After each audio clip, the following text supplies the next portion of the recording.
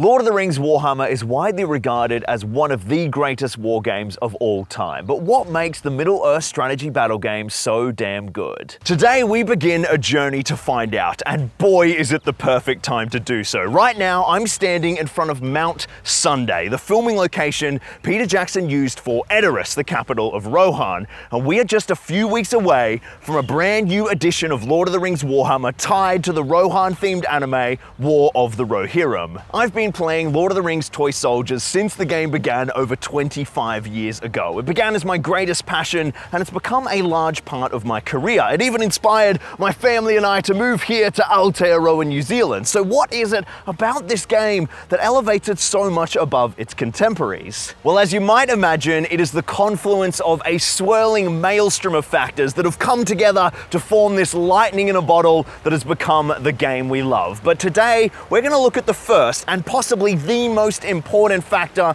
that has made Lord of the Rings Warhammer so damn special. But a little warning to the Middle-earth fans, you're in for a bit of a treat. But to begin this journey, we need to borrow a noble steed from the Rohan stables and ride north to Christchurch, where Gwahir himself gave us a lift all the way to Wellington in the North Island. This is a special place for Middle-earth and for Lord of the Rings Warhammer. It is here in the late 90s that our journey began, as the cinematic world of Peter Jackson's Lord of the Rings trilogy was forged, and the very models we play with, the swords, the armor, the creatures, they all began right here in a humble set of ramshackle sheds and warehouses, Richard Taylor and Tanya Rogers' Weta Workshop. In case you've never heard of Weta, this incredible workshop was the creative force behind the weapons, armor, miniatures, creatures, and prosthetics from the Lord of the Rings, and has since become one of the leading art departments for hire across the film industry, building an incredible range of amazing pieces in a whole suite of films, from Blade Runner to District 9, Avatar to Halo.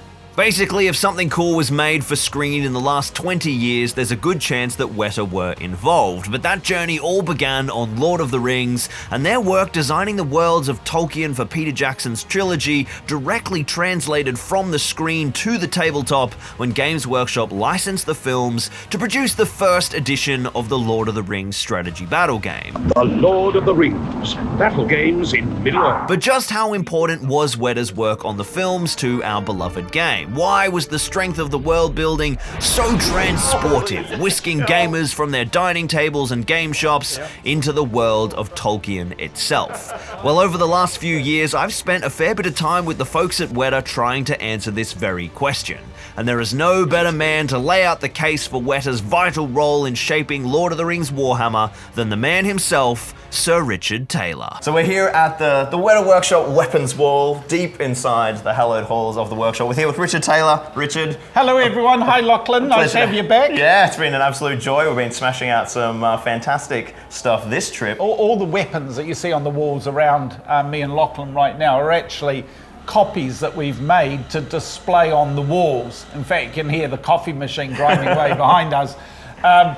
But every time we got to the end of a film, we actually went to the trouble of running one of each blade for ourselves so that we could keep them permanently on the wall. A big favourite of mine is Theoden's beautiful blade, Herogrim. Absolutely love that blade. Great. But all of the Rohan swords, and I think that's probably the thing that inspired me most as a kid, is this transfer of easily recognizable culture immediately by looking at a weapon. I know who it belongs to, and that strength of design.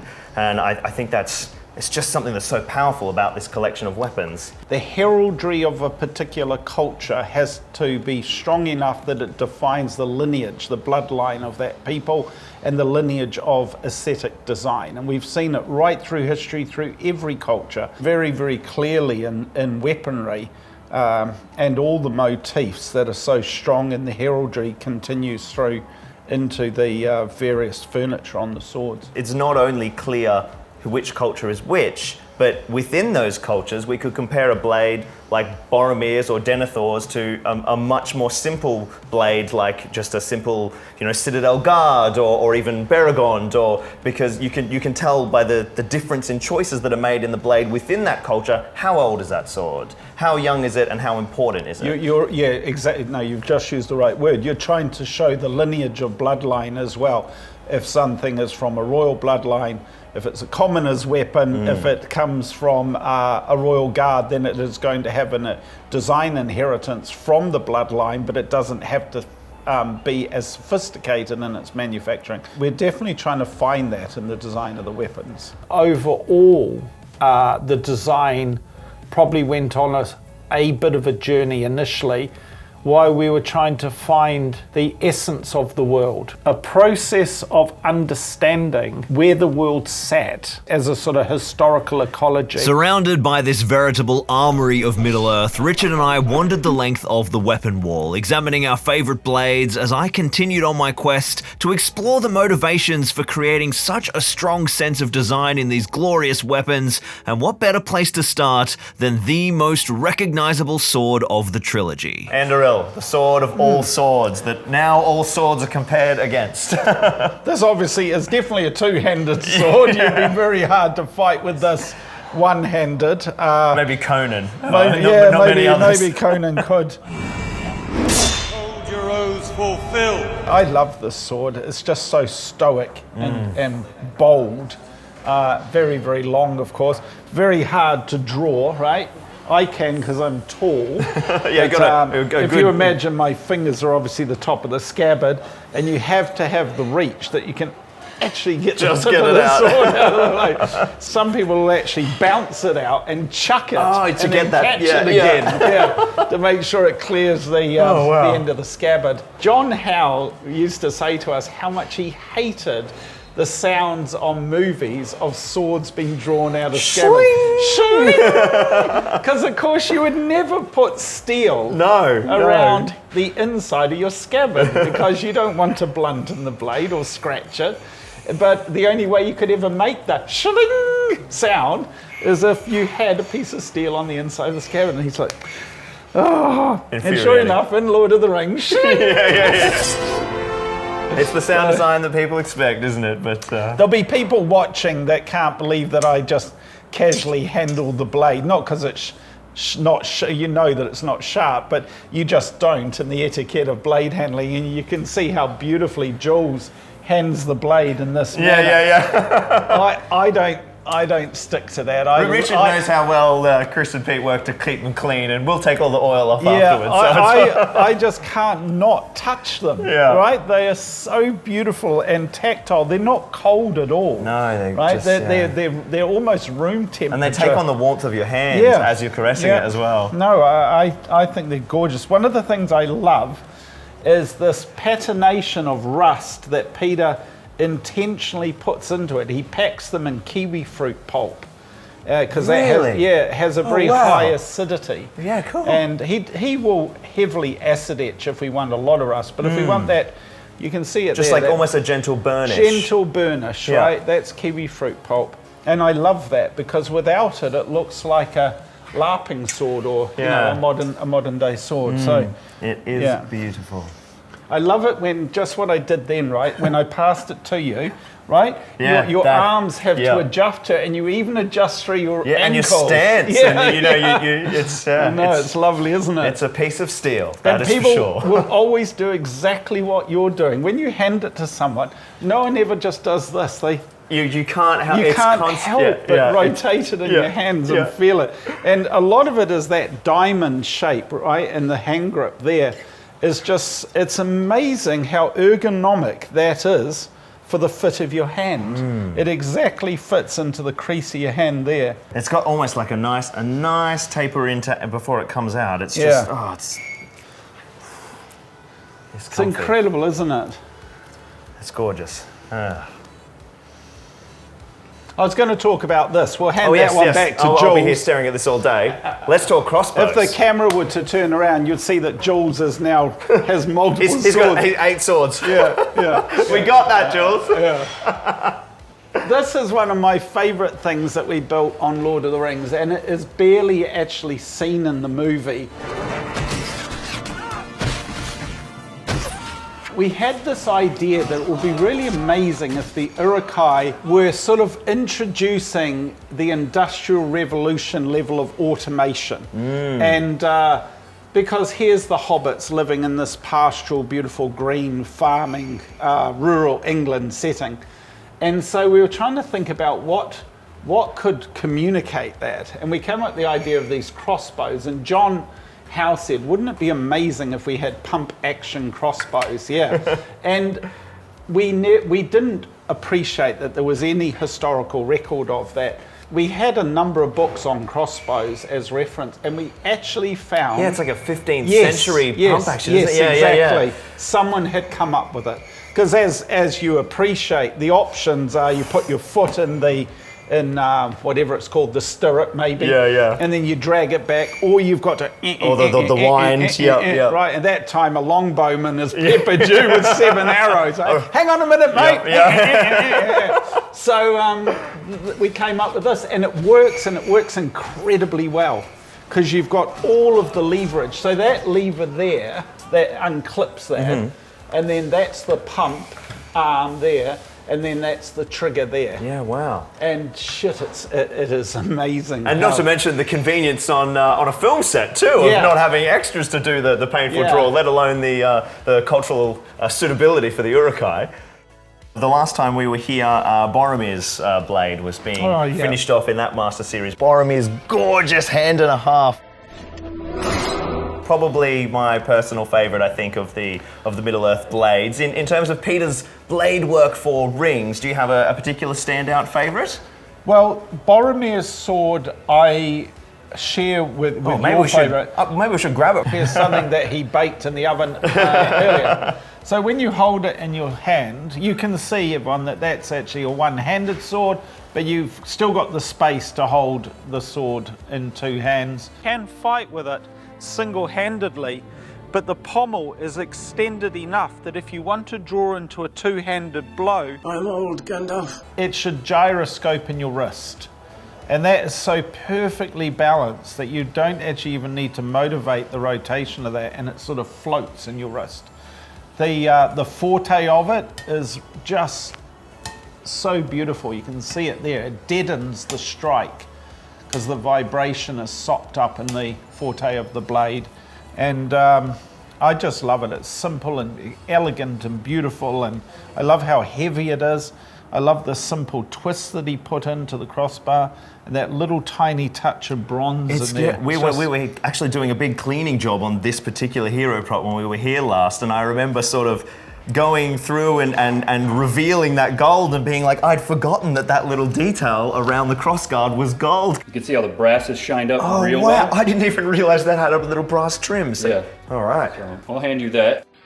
The quality of grinding in that too, that's a very wide fuller, and that's on a very big wheel that can go wrong very, very quickly. Especially when the linisher wasn't variable speed back then, so it was trying to do it with this really brutal speed wheel. Yeah, and unfortunately I actually nicked the edges of the blade in the last year because I was fighting with it, and I struck it against someone else's sword too hard.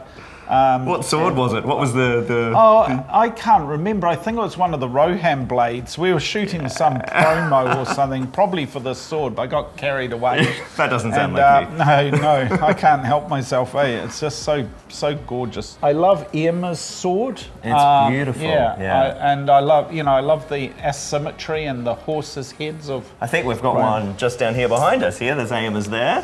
I'll just point with my beautiful pointing tool.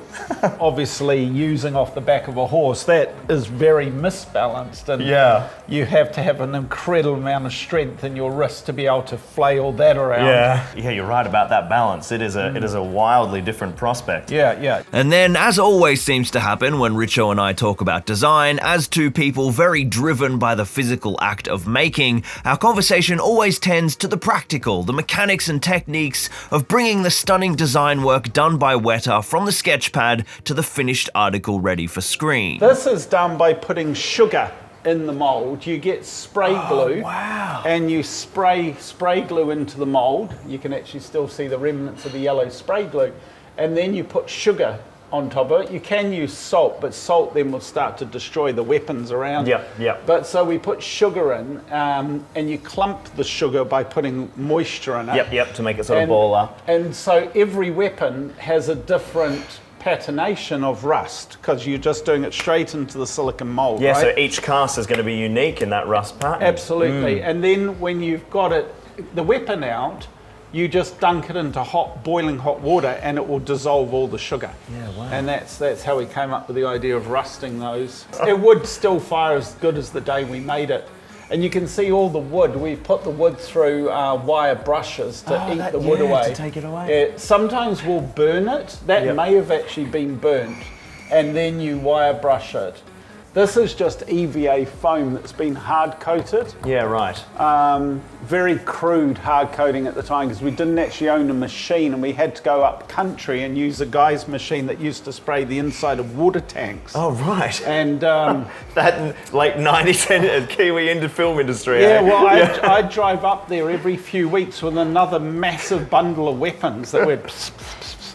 And he was very cool. He was a wonderful individual. But that's what that was sprayed with. But once we got our own gum, we were able to change the formulas and get a really great steel quality to it.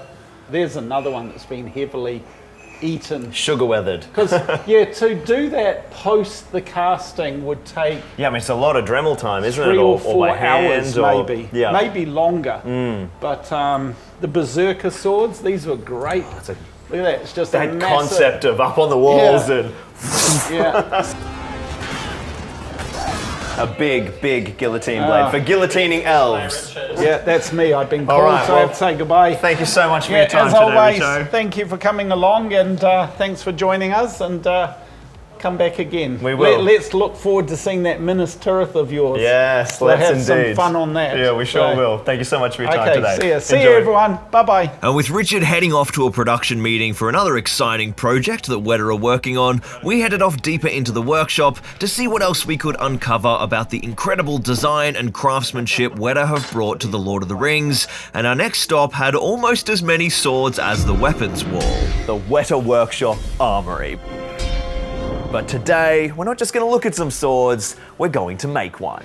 Now, we ended up spending a couple of days here in the armory with Peter and Chris and Orgo and got to experience a whole heap of incredible craft. These swords that were made during the Lord of the Rings. They even let me get my hands dirty, messing around on some spare pieces while the team brought the next Lord of the Rings Master Series collectible to life. And if anyone's going to have more insight on the impact of Weta's design on the swords of the Lord of the Rings, it's Master Swordsmith Peter Lyon. We are here in the hallowed halls of the Weta Workshop Armory with Master Swordsmith Peter Lyon. thanks. It's an honour to talk to you, Pete. Thank you Happy so to meet much. Yeah, you too.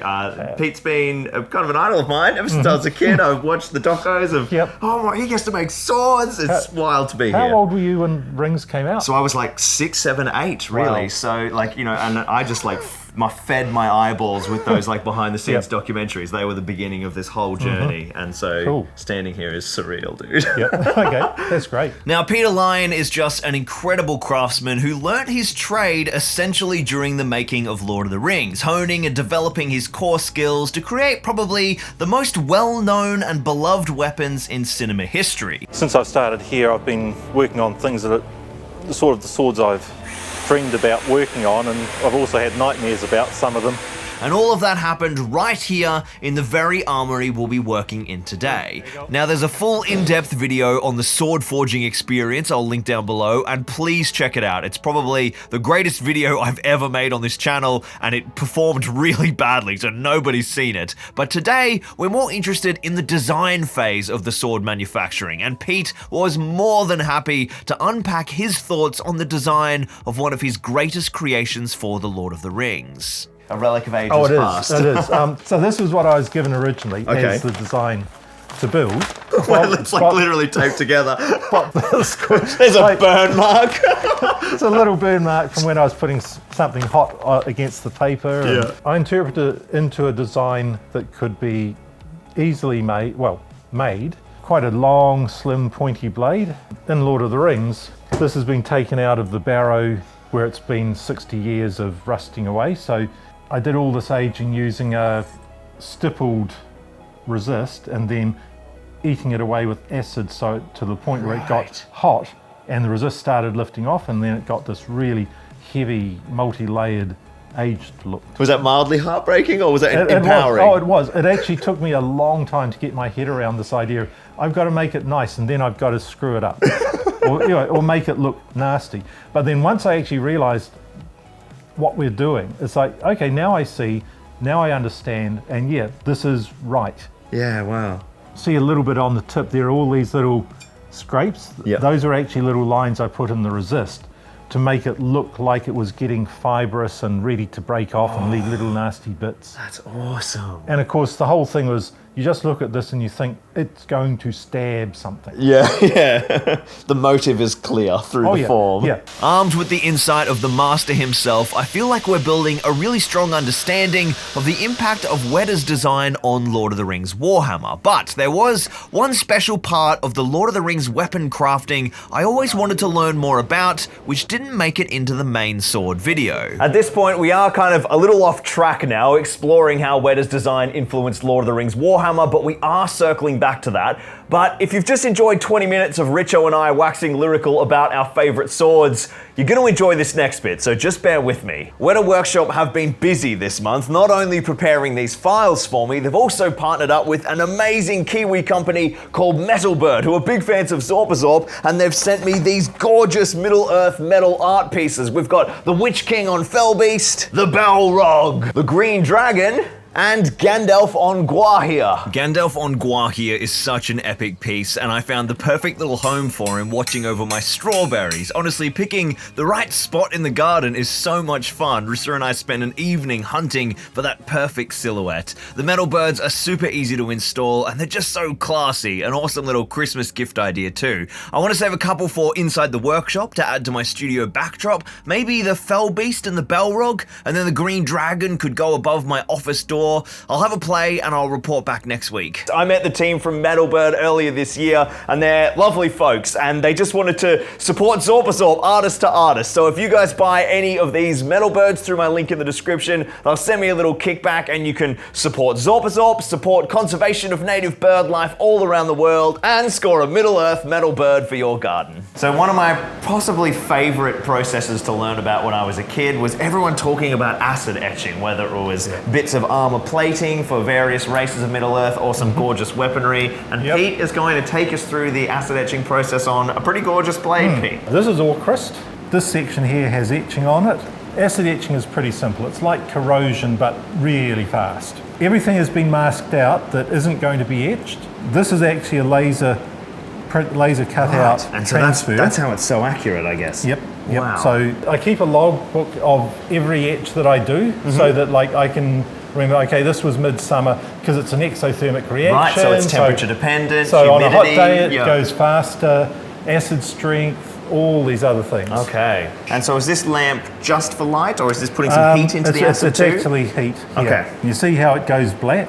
Oh, wow. That shows the acid is starting to go at things, and I just check both sides to make sure that there aren't any bits that the acid can't get through. And you see it starting to bubble slowly. Oh, wow. That's actually the iron oxidizing and coming off.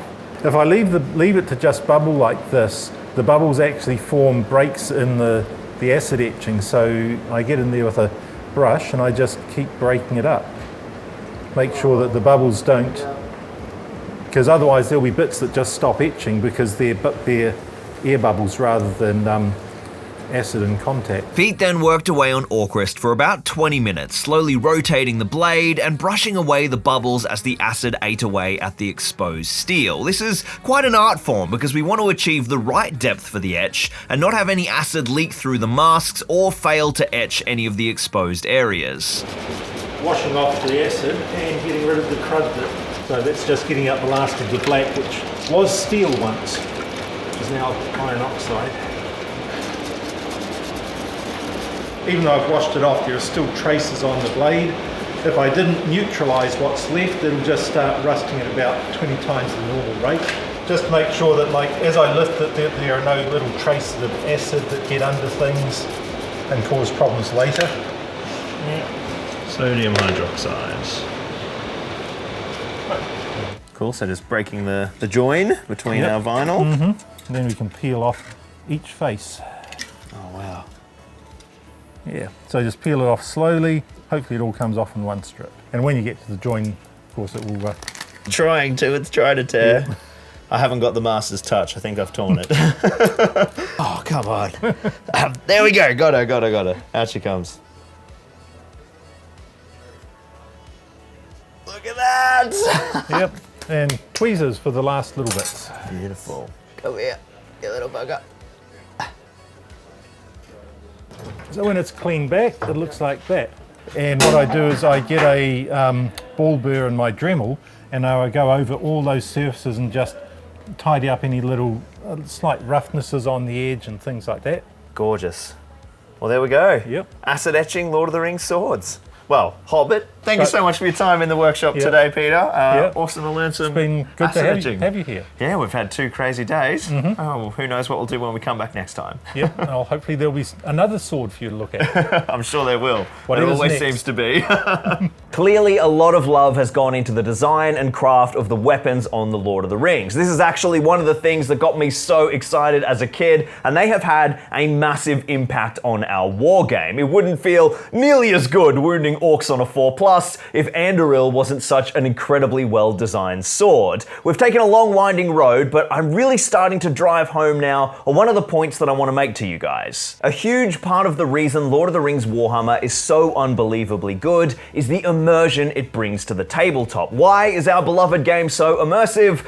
Because it's based on the greatest book ever written, adapted into the greatest movies ever written, and brought to life on the screen by an incredibly talented team so dedicated to their craft, who treat the source material with the utmost respect and reverence. When you take that inspiration, even after you shrink it down to 28mm scale, it just proves that the lightning in a bottle captured by Peter's original trilogy is undilutable. But this is just one side of the story. There are a whole range of vital factors on why Lord of the Rings Warhammer is so good, and I'd love to do a deep dive on those in future episodes of this little doco series, but first, indulge me just a little further. So far, we've used the weapons of the Lord of the Rings as our case study for why Weta's design work has had such an impact on Lord of the Rings Warhammer. But as the next edition is pretty much Rohan themed, let's have a look at something a little bit bigger by the time it's been shrunk down to 28mm scale. This is a pretty wild day for me as a big Rohan fan. I'm here with Darren Gordine. Some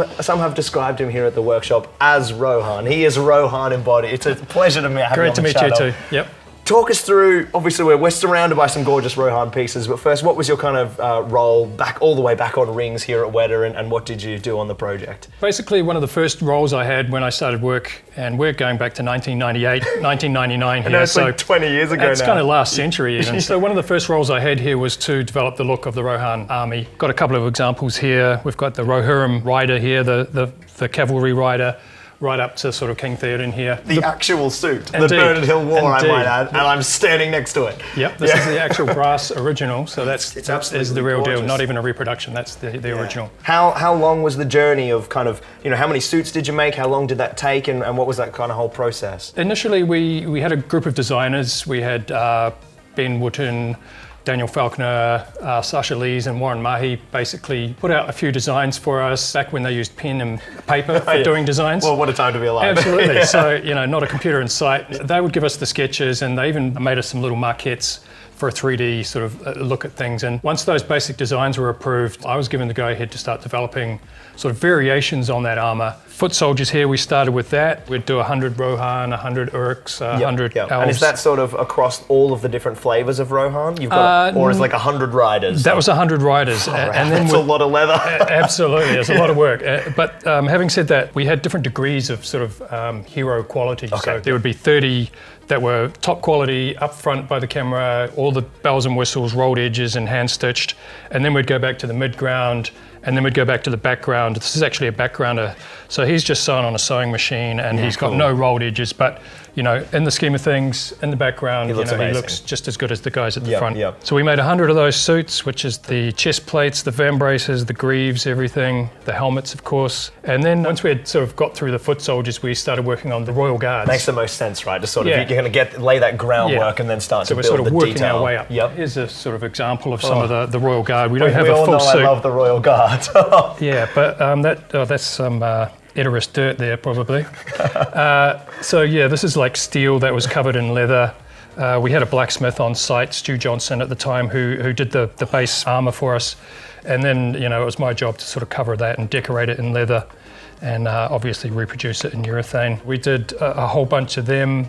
And then I sort of started working into the characters themselves. We had Eowyn's, Pelennor Field's armour. Theodred too, I suppose, and as well. Theodred too. Yep. Theodred was a bit of a hybrid of some of the other stuff. We kind of used a lot of the parts from Eomer and recoloured them. Right. Yeah, he kind of came in as a little bit of an afterthought, so there's a bit of a similarity He only there. has like a few little scenes, right? So it's not like that full hero trio. Yeah, That's awesome. So we kind of... Obviously, we have miniatures of these, and there's such a similarity between those two armour types. Absolutely, yep. There you go, folks. He was a bit of a Frankenstein sort of armour there. That's cool. Yeah. And then we worked our way up to Theoden, who was, you know, the kind of piece de resistance of the Rohan culture. This is obviously quite an elevated piece. We've got primarily leatherwork, obviously, you know, with a bit of the Royal Guard. We're bringing in some of that. I sent scale mail, essentially, was that with a little bit of chain, I think, every now and then. But here we've got obviously a lot more proper plate. So this is brass primarily? It was made from sheep brass, and again, Stu made the base for me, and he did the acid etching on the little metal components there.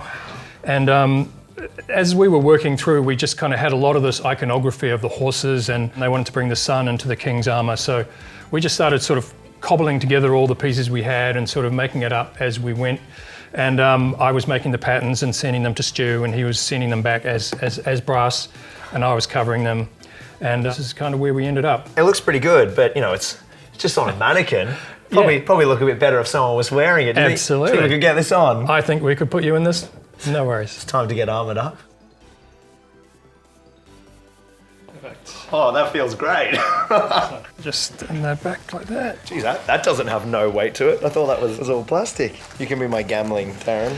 Absolutely. Who am I gambling? Who am I gambling? Some of these suits have the embossing on the inside. Okay, so this is the... But this one does not. Okay, right. It has it on the tassets and stuff. Gorgeous. Yeah, the reason we did that was because we were told there was going to be a dressing scene. Yeah. So we wanted to make the inside of the armour look just as pretty as the outside, in case you saw it. And then naturally, they showed it for 5 frames. Absolutely, it's the quickest dressing scene in history. We'll follow you to whatever end. Those details were appreciated by, you know, the actor Bernard. He kind of saw it and thought, wow, that's so amazing that they've gone to that effort. All right, one arm through. Yep. Oh, what is happening? You sort of see why the scene was so short. Imagine that's just 4 minutes of gambling, fiddling with buckles. Is that too tight, sire? All right, so that's just over the shoulder. Yep, they're pauldrons. I'm finally going to know where all these straps are for painting them on Theoden's Mini. Like, it's always like, where is the strap? Is it under the arm? Is it across the shoulder? Fair bit of movement with that pauldron. I don't want to be too vigorous. Oh no, I don't think you're going to break it. You break it, you buy it though. I'm fine with that. Don't offer me that option, man. I'll do it. All right, now the weight's starting to add up. I can... sort of adds up a little. So there's some cool little detail in here. We stamped the inside of the vambraces. So that's all just stamps into the leather before? Embossed in, yep. Side. So how much of this aging on the strapping was done by you guys, and how much is just this suit got worn a lot? It's a combination, but one of the main things we do here at Weta when we make leather armour is the aging process to make it look authentic and not straight off the shelf. Obviously everything we make is brand new, but we don't want it to look brand new. Yeah. So we have a bunch of different processes to sort of work into some aging. How's it feeling? It feels amazing. It's a big moment, right? My hair might need to come out. I need Theoden's flowing mane. Hang on. They're not quite the golden straw headlocks that we perfect, need, mate. but That's great. they'll do for today. Okay. All right. There we go. There we go. Oh my God. Whoa. Wow, it's like the amount that it deadens the sound. Miss my squire. What is going on? It is a lot to move around it. It's actually lighter than I thought it would be. Obviously none of the scale is steel. Yep, this is actual brass. It's still a lot of brass. Oh, dude, you made me a very happy man, Darren. Thank you man. so much. A sword day, a red day, and the sun rises. We should get my model bow. It is. The sword is in his left hand. I think there's a couple of shots where they flipped it though. I think where he's riding along, hitting to get that screen direction. Holding Theoden in Theoden's armor. What is my life, man? What is going on? What has the world come to? Absolutely wild. Here we've got Herogrim. Wow, just wow. Amazing. Well, it's an absolute privilege to be in your armor, buddy. And I hope I wear it with distinction and do the Rohan proud. Looks fantastic. Wow, just wow. Thank you, dude. If you'd like to see more of Lockie, the King of Rohan, there is a full video down below, and if you're enjoying all of the Weta Workshop goodness, I've put a full playlist down in the pinned comments of all the videos I've filmed with Weta, which just has some absolute gems in there, some of the videos that I am most proud of here at Zorpazorp. If you guys would like to see more episodes of this series so we can keep unpacking this issue, throw me a comment down below and let me know why you love Lord of the Rings Warhammer and why wargaming in the Middle-earth universe is so rewarding. A huge shout out to the amazing folks at Weta Workshop for making this all possible. Filming videos with Weta continues to be the highlight of my career, really. It makes the young 8-year-old Lockie inside me, who just used to spend hours watching the behind-the-scenes docos, a very happy boy. A special shout out to Richard, Pete, Chris, Orgo, and of course the almighty Jules German and my own Bo Preston, who made this all possible.